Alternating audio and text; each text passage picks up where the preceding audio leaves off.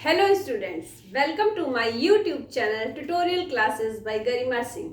आज हम लोग बीसीए फोर्थ सेम की मैथ्स पढ़ेंगे जिसका नाम ऑप्टिमाइजेशन टेक्निक है। और इसमें हम लोग की 2 यूनिट बच रही हैं, एक है यूनिट 3 रिप्लेसमेंट थ्योरी और एक यूनिट 4 है। तो आज हम लोग रिप्लेसमेंट थ्योरी का क्वेश्चन लगाएंगे।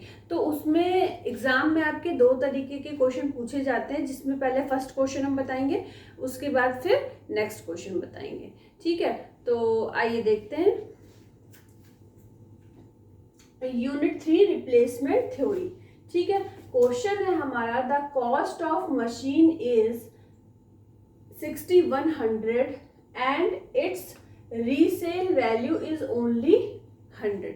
रीसेल वैल्यू तो जानते होंगे, जब आप कोई सामान यूज कर लेते हो, फिर आपको अगर लगता है कि भाई अब आपके ये सामान काम का नहीं है, तो आप सोचते हो कि इसको हम सेल करते हैं। ठीक है, तो वो होती है रीसेल वैल्यू। जैसे आपने कोई सामान 5000 में खरीदा, 5 साल यूज करने के बाद आपने उसको 500 रुपए में बेच दिया, तो वो उसकी रीसेल वैल्यू होती है। The maintenance cost are found from experiences to be as under.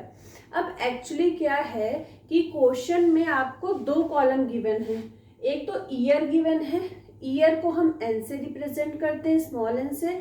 Year मतलब first year, second year, third year, fourth year, fifth year. और ये किस चीज के लिए बोला गया, अगर कोई मशीन है तो फर्स्ट ईयर में कितना मेंटेनेंस चार्ज, सेकेंड ईयर में कितना चार्ज लग रहा है, थर्ड ईयर में कितना उस पर रुपए खर्च हो रहा है।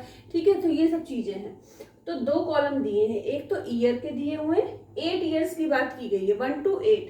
और मेंटेनेंस कॉस्ट को कैपिटल एम और स्मॉल टी से हम रिप्रेजेंट करते हैं। ठीक है, तो ये मेंटेनेंस कॉस्ट तो 2 कॉलम क्वेश्चन में गिवन है। तो हमने क्या किया कि सॉल्यूशन, ये जो आपकी टेबल है सॉल्यूशन टेबल है, ये 2 कॉलम आपको क्वेश्चन में मिलेंगे, तो आपको ये सॉल्यूशन टेबल में भी लिखने होंगे। ठीक है, तो ये हमारी टेबल सॉल्यूशन टेबल है। हमने अलग से क्वेश्चन के 2 कॉलम नहीं लिखे हैं, इसी में ही 2 कॉलम लिख दिए हैं। ठीक है, उसके बाद column 3, column 4, column 5, column 6 column तक बनेगा। इसमें पूछा क्या गया है, when should machine be replaced, मतलब कब हमें मशीन को रिप्लेस कर देना चाहिए, बदल देना चाहिए। कि अब अगर हम इस मशीन को यूज करेंगे तो एवरेज कॉस्ट हमारी बहुत ज्यादा बढ़ती जा रही है, तो अब इसको यूज करने का फायदा नहीं, हो सकता है वो खराब भी हो जाए, बिल्कुल ही खराब हो जाए। अगर हम उसको चेंज ना करें तो हमें रीसेल वैल्यू भी कुछ भी नहीं मिलेगी। ठीक है, तो हमें ये निकालना होता है कि 1 to 8 ईयर्स में कौन से ईयर में हम मशीन को रिप्लेस कर दें, मतलब पुरानी दे के नई मशीन ले लें, नई मशीन खरीद लें और पुरानी को रिप्लेस कर दें। ठीक है, तो इसमें हमें कौन कौन से कॉलम की जरूरत होती है। एक तो क्यूमुलेटिव मेंटेनेंस कॉस्ट, जैसे आप लोग क्यूमुलेटिव फ्रीक्वेंसी निकालते होगे बीसीए थर्ड सेम में, एलिमेंट्स ऑफ स्टैटिस्टिक्स में पढ़ा होगा। तो आप क्या करते हो, फर्स्ट वाले में सेकंड वाला ऐड, फर्स्ट वाला तो ऐसे ही लिख देते हो, जैसे यहाँ पे आपने लिख दिया 100, फिर सेकंड वाले में आपने क्या लिख दिया, 250 को 100 में ऐड करके 350। ठीक है, फिर 400 ऐड कर दिया तो 750। इस तरीके से ये पूरी टेबल बन जाएगी। अब ये हमारा कॉलम नंबर 1 है, ये हमारा कॉलम नंबर 2 है और ये हमारा कॉलम नंबर 3 है। कॉलम नंबर 4 क्या है, C minus S. C minus S को हम बोलते हैं इन्वेस्टमेंट कॉस्ट। ठीक है, C क्या है, C है टोटल कॉस्ट। टोटल कॉस्ट कितनी दी हुई है, 6100। अब 6100 में S क्या है आपका, S वैल्यू है रीसेल वैल्यू। S क्या होती है, रीसेल वैल्यू। तो टोटल कॉस्ट में अगर आपने रीसेल वैल्यू माइनस कर दी है तो C माइनस एस, तो आपको इन्वेस्टमेंट कॉस्ट मिल जाती है। तो यहाँ पे अगर आप 1600 में 100 माइनस करोगे तो क्या बचेगा, क्या बचेगा, 6000 ही बचेगा, 100 माइनस हो जाएगा। तो इस पूरे कॉलम में आप क्या लिखोगे, 6000। ठीक है, पूरे कॉलम में क्या लिखोगे, 6000। देखो, क्योंकि यहाँ पे जो रीसेल वैल्यू है एक ही दी हुई है 100। कोई क्वेश्चन ऐसा भी होगा जब रीसेल वैल्यू हर एक ईयर के लिए अलग अलग गिवन होगी। जब अलग अलग रीसेल वैल्यू गिवन होगी तो इस वाले कॉलम में भी अलग अलग वैल्यू आएगी, क्योंकि 60 100 में कभी 100 माइनस होगा, कभी 150 माइनस होगा, कभी 200 माइनस होगा। जैसा भी क्वेश्चन में कॉलम में वैल्यूज गिवन होंगी माइनस होंगी, तो सारी वैल्यूज डिफरेंट आएंगी। लेकिन इस क्वेश्चन में एक ही वैल्यू आएगी, क्योंकि रीसेल वैल्यू केवल एक दी हुई है 100। तो 60 100 में 100 माइनस करोगे तो जो मिलेगा वो लिख दोगे। उसके बाद हमारा ये आता है टीएन। टीएन क्या है हमारा? जब हम कॉलम नंबर 3 और कॉलम नंबर 4 को ऐड कर देते हैं तो हमें मिलता है टीएन। ठीक है, उसके बाद कॉलम नंबर 6 कैसे मिलता है? कॉलम नंबर 6 को एन से रिप्रेजेंट करते हैं और एवरेज कॉस्ट बोलते हैं। ये कैसे निकलती है? कॉलम नंबर 5 में जो भी वैल्यू आई है उसे एन से डिवाइड, जैसे कॉलम नंबर 5 में अगर 2000 वैल्यू आई है तो 2000 को हम 1 से डिवाइड करेंगे तो 2000 आ जाएगा। फिर मान लीजिए यहाँ पे 3000 वैल्यू आई है तो 3000 को जब 2 से डिवाइड करोगे तो 1500 आ जाएगा। तो इस तरीके से हर एक रो में जो भी ईयर गिवन है तो 5th कॉलम की वैल्यू को उस ईयर से डिवाइड करके यहाँ पे लिख देंगे। ठीक है, अब देखना क्या है कि इसमें पहले वैल्यूज क्या होगा कि सबसे बढ़ी हुई वैल्यू होगी, फिर कम होगी, कम होगी, कम होगी। एक टाइम ऐसा आएगा कि कम होने के बाद दोबारा से वैल्यू बढ़ने लगेगी। तो जब कम होने के बाद दोबारा से वैल्यू बढ़ने लगती है तो वही कम वाली वैल्यू ही हमारा वही कम वाली वैल्यू होती है कि, और फिर हम देखते हैं उसके सामने हमारा कौन सा ईयर लिखा हुआ है। तो एवरी 4 ईयर्स या एवरी 5 ईयर्स जो भी ईयर होगा उस ईयर में हम उस मशीन को रिप्लेस कर देंगे। ठीक है, तो आप समझ गए होंगे। तो तब तक पहले ये क्वेश्चंस लिख लो, उसके बाद फिर इसका सॉल्यूशन करके दिखा देते हैं।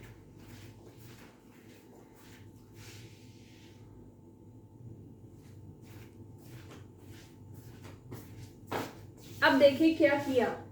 अब हमने क्या किया, सबसे पहले तो दो कॉलम बने हुए थे। क्यूमुलेटिव मेंटेनेंस कैसे निकाला जाता है? 100, फिर 100 में 250, 250 में 400, 100 में हमने 250 ऐड करा 350, 350 में 400 ऐड करा 750, 750 में 600 ऐड करा 1350। इसी तरीके से ये वाला कॉलम बन जाएगा। अब सी क्या है? जिस कॉस्ट पे, जिस प्राइस पे आपने वो मशीन खरीदी, तो सी माइनस एस हमने यहाँ निकाला है, purchase price of item minus resale. Resale क्या होता है? Scrap value. जब आप उस सामान को यूज करते हो फिर आप उसको बेच देते हो तो वो उसकी रीसेल वैल्यू होती है। तो रीसेल वैल्यू आपकी गिवन है 100, तो 60 100 में 100 माइनस करा 6000 बचा। तो C माइनस एस पूरे में क्या रहेगा? 6000। टीएन क्या है? Total cost. टोटल कॉस्ट निकालने के लिए हम क्या करते हैं? क्यूमुलेटिव मेंटेनेंस में हम ऐड कर देते हैं इन्वेस्टमेंट कॉस्ट को। ठीक है, तो C माइनस एस को हमने यहाँ लिख दिया, इन्वेस्टमेंट कॉस्ट भी बोलते हैं। टीएन क्या है? Total cost. ठीक है, तो टोटल कॉस्ट में निकालने के लिए 3 + 4 को ऐड करते हैं। 3 कॉलम में जो वैल्यू है 4 कॉलम में जो वैल्यू, उन दोनों को ऐड करते हैं। तो 100 में आप अगर 6000 ऐड करोगे तो 60 100 आ जाएगा। 6000 में 350 ऐड करोगे तो 6000 350 आ जाएगा। इस तरीके से यहाँ हमने लिख दिया 3 + 4।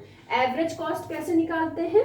जो 5th कॉलम में वैल्यूज गिवन है उसमें n कॉलम की वैल्यूज से डिवाइड करेंगे। जैसे 60 100 को 1 से डिवाइड करेंगे, 6350 को 2 से डिवाइड करेंगे, 6750 को 3 से डिवाइड करेंगे, 7350 को 4 से डिवाइड करेंगे। इस तरीके से अब देखिए एन कॉलम को ध्यान से देखिए। सबसे पहली वैल्यू है 1600, फिर कम होके हो गई 3175, फिर और कम हुई 2250, फिर और कम हुई 1837.5, फिर तो बहुत ही कम हो गई 630। अब 630 इसकी सबसे मिनिमम वैल्यू थी इस कॉलम की।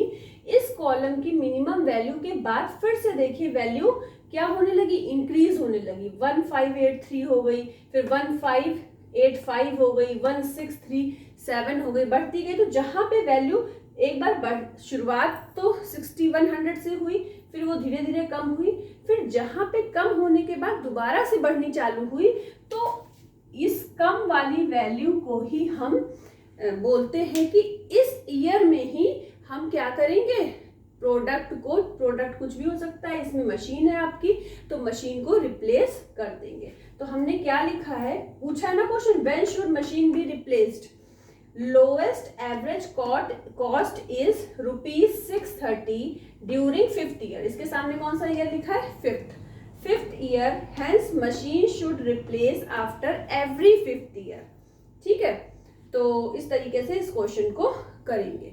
तो अब हम इस क्वेश्चन को रब करेंगे और एक दूसरा क्वेश्चन लिखेंगे। तो टोटल हमें इस यूनिट में आपको 4 क्वेश्चंस बताने हैं, हो सकता है 3 भी बताने से काम चल जाए, तो 4 बताने हैं। तो आज हम 1 और क्वेश्चन नंबर 2 पढ़ेंगे, फिर हम नेक्स्ट क्लास में क्वेश्चन नंबर 3 क्वेश्चन नंबर 4 पढ़ेंगे। और इसकी थोड़ी सी थ्योरी है जो हम आपको लास्ट में, जब वो दोनों न्यूमेरिकल पार्ट हो जाएगा तब उसके बाद फिर हम आपको वो भी पढ़ा देंगे। ठीक है, तो अभी आप ये नोट करो, फिर हम लोग नेक्स्ट क्वेश्चन करेंगे।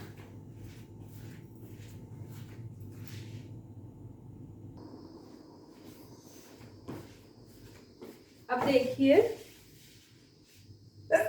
सॉरी, क्वेश्चन 2 है हमारा, the cost of item is 3000 rupees 3000, the salvage value and running cost are given below, find most economical replacement age of item. ठीक है, अब देखो इसमें सैल्वेज वैल्यू भी दी हुई है। सैल्वेज वैल्यू क्या होती है, रीसेल वैल्यू। अभी हमने जब क्वेश्चन 1 करा रहे थे तो आपको हमने बताया था कि अगर रीसेल वैल्यू डिफरेंट दी होगी हर ईयर की, तो C-S की भी वैल्यू चेंज हो जाएगी। तो देखिए यहाँ पे आपको 3 कॉलम गिवन है, कॉलम 1 गिवन है, कॉलम 2, यहाँ पे हम लिख देते हैं कि कौन कौन से कॉलम आपको गिवन है।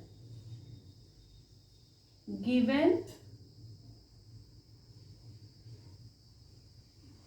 कॉलम 1, 2 एंड 4, ये 3 कॉलम आपको क्वेश्चन में गिवन है। कॉलम 1 ईयर वाला, 1 से लेके 7 ईयर तक।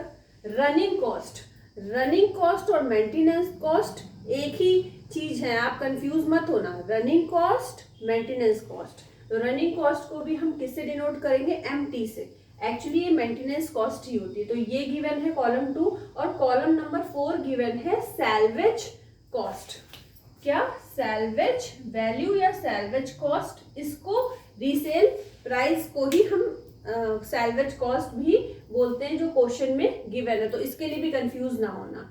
फिर यहाँ पे हमने क्या निकाला, क्यूमुलेटिव मेंटेनेंस चार्जेस। अब क्यूमुलेटिव के लिए हमने पहले ही बताया कैसे निकालेंगे, 600 लिख देंगे, 600 में 700 ऐड करेंगे, 1300 में 800 ऐड करेंगे, 2100, इस तरीके से आप निकाल लोगे। C-S कैसे निकालोगे, C-S निकालने के लिए देखो फॉर्मूला आपका क्या बन जाएगा, यहाँ हमने नीचे लिख दिया है, 5 का मतलब column number 5, column number 5 is equal to C-S।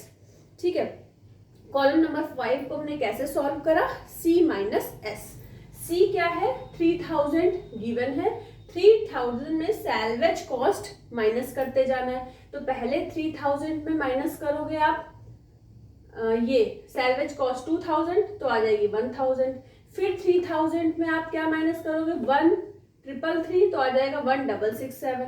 फिर 3000 में 1000 माइनस करोगे 2000, 3000 में 750 माइनस करोगे 2250, 3000 में 500 माइनस करोगे 2500। इस तरीके से ये निकल गया कॉलम। TN कॉलम यहाँ लिख दिया हमने। कॉलम नंबर 6 कैसे निकला है, column number 3 plus column number 5, same first question number 1 की ही तरह है। ठीक है, तो कॉलम नंबर 3 ये वाला है, कुमुलेटिव कुमुलेटिव मेंटेनेंस चार्जेस। तो इस वाले कॉलम में, कॉलम नंबर 3 में कॉलम नंबर 5 आप ऐड कर दोगे तो आपको मिल जाएगा TN। TN क्या होती है, टोटल कॉस्ट। क्या है TN, टोटल कॉस्ट। ठीक है, तो TN हो गई टोटल कॉस्ट। तो टोटल कॉस्ट कैसे निकालते हैं हम, कॉलम नंबर 6 हमने कैसे निकाला, 3 + 5, 3 + 5 यहाँ पे लिख दी वैल्यू। अब AN क्या है, एवरेज कॉस्ट। AN क्या है आपकी एवरेज कॉस्ट, ये कैसे निकालते हैं, कॉलम नंबर 6 को डिवाइड कर देते हैं N से। N क्या है, नंबर ऑफ ईयर्स। इसको हमने 1 से डिवाइड करा, इसको 2 से डिवाइड करा, इसको 3 से, इसको 4 से, इसको 5 से, इसको 6 से और इसको 7 से। जो डिवाइड करने के बाद आया उससे हमारा बन गया column number column AN, average cost. इसको हमने कॉलम नंबर 7 से रिप्रेजेंट किया। ठीक है, अब देखिए 1600 थी, फिर कम हुई, यहाँ पे देखिए 1300 हो गई। 1300 के बाद कॉस्ट बढ़नी चालू हो गई, 1316, 134। तो हमारी ये वाली जो वैल्यू होगी 1300, इस वैल्यू के सामने कौन सा ईयर लिखा है 5th ईयर। मतलब कि हम आइटम को एवरी 5th ईयर में चेंज कर देंगे, नहीं तो क्या होगा, हो सकता है वो आइटम खराब हो जाए, हमें कोई रीसेल वैल्यू ही ना मिले।